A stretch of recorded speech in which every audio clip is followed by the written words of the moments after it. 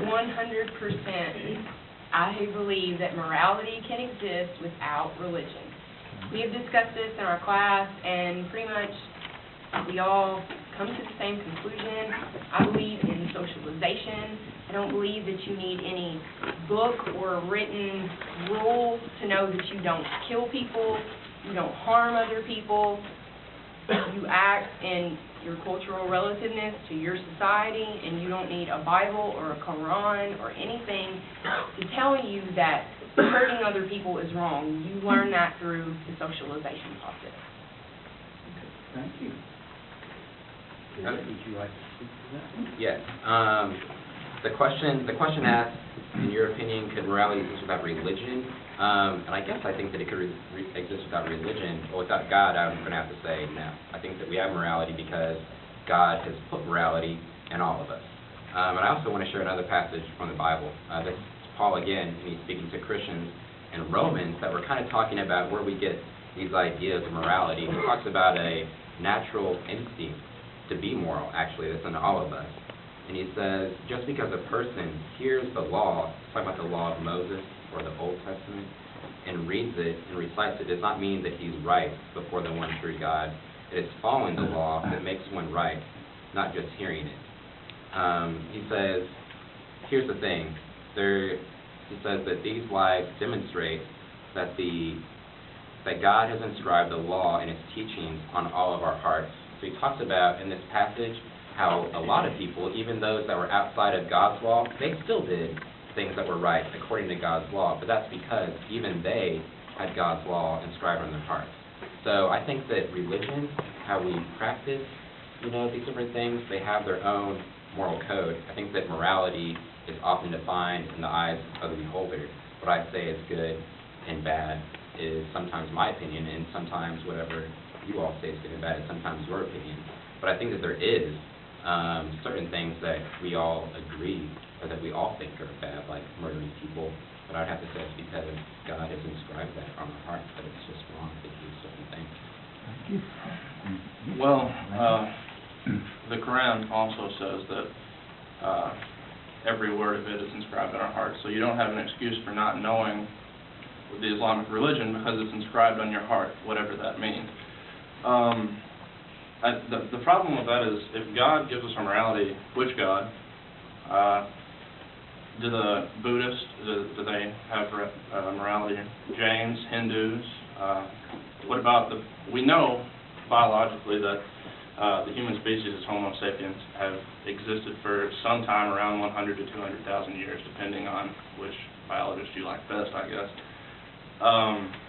What about before Christianity came around? Was there morality then when people weren't to know Christianity? And if the Bible is to be used as grounds for morality, then how do we explain the stories in the genocide in Deuteronomy, Exodus? How do we explain teachings of Jesus? Jesus altogether, I like the guy, but not until Jesus comes around, gentle Jesus, meek and mild, do we get the doctrine of hell.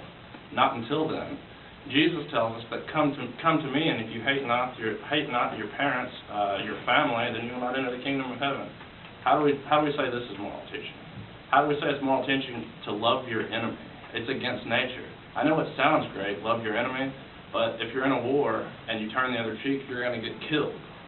You're not going to survive by loving your enemy. It's nonsensical. I kind of saw it from a little bit more of a scientific point of view. I saw that in our tribal past, basically gave us access to altruism, which is a tool that has helped us survive for many, many centuries. Basically, tribes that didn't use altruism and didn't help each other out were a lot less likely to thrive than tribes that did use that. And I really think that, today, altruism is basically turned into that sense, that moral compass that we all have inside of us, that sense of what's right and what's wrong. And some people call that a misfiring of altruism. But I actually think it's a really good thing, and it keeps us all working together and helps our society stay cohesive. Thank you very much. At this point, we're going to go to part 3, where the panelists question each other, and they have agreed to this distribution of questions and answers. So the first one is Lockhart with question 4.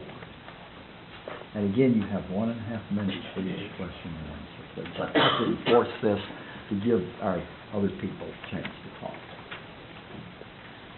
Okay, so, Gary, what would you say to somebody like me who would say that religion, especially in its organized form, is one of the most evil systems ever shown upon man? I have to ask them, I guess, what they're talking about, and I have to come to come and see disciples of Jesus, and to see if it's really what they claim that it is there. What would you say is the difference between like Christianity and Christendom? I know you wanted to talk about that. Yeah, I think that Jesus came around 2,000 years ago, and people have been following his teaching since then. So I definitely think that Christendom is what I would say has developed into something that really Jesus didn't teach, actually. There's a Christian culture. Christianity in this Christendom form has had a huge effect on the world. There's a lot of, there's Christian literature, there's Christian structures of architecture, but I think a lot of that actually has nothing really to do with the lifestyle that Jesus talks about.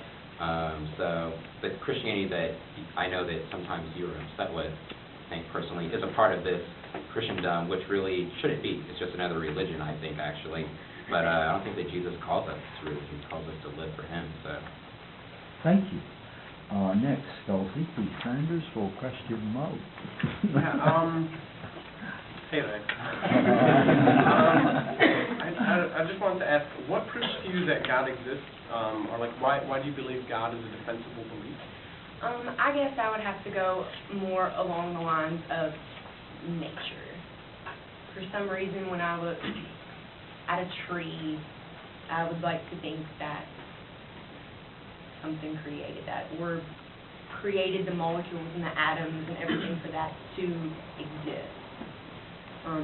Because I would like to believe that this world is not the only world, and that I will find all the answers to the questions that I can't find in this world, because I do want those answers, and I can't say that I don't want those answers.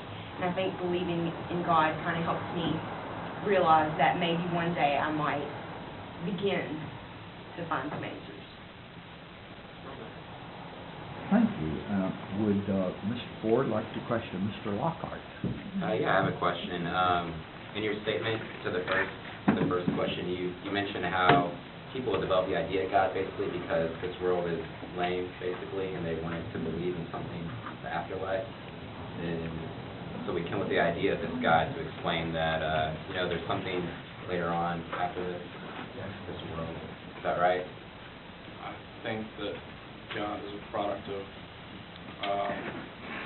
underdeveloped brain, fear of death. So we wanted to have this idea of this good thing later on, basically, right? That's what you're saying. Well, here's my question is, though, what would you say about, because that assumes that all people believe in good gods. But I know I've met people that don't believe that gods are good. They think that some gods, are bad, and they want to hide good things going on in their life because they think that, these gods might see these things and take it away. How do you explain that with the development of people that have believed in, deities that they feared because they thought they just wanted to punish us?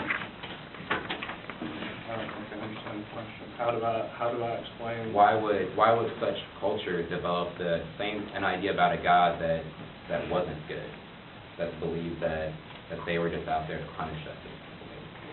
So why would people develop bad gods in their mind? Right. I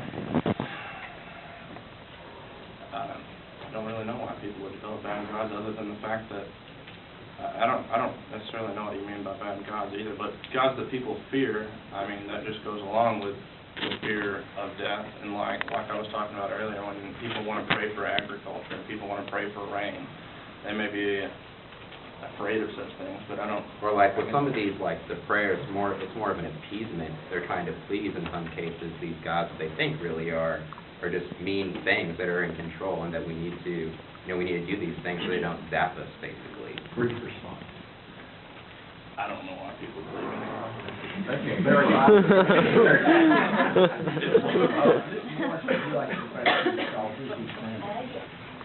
Most people who have had near-death experiences often come out of this experience feeling closer to God or come away with more clarity and understanding about their religion, or believe that their near-death experience provided them proof of the existence of God in an afterlife.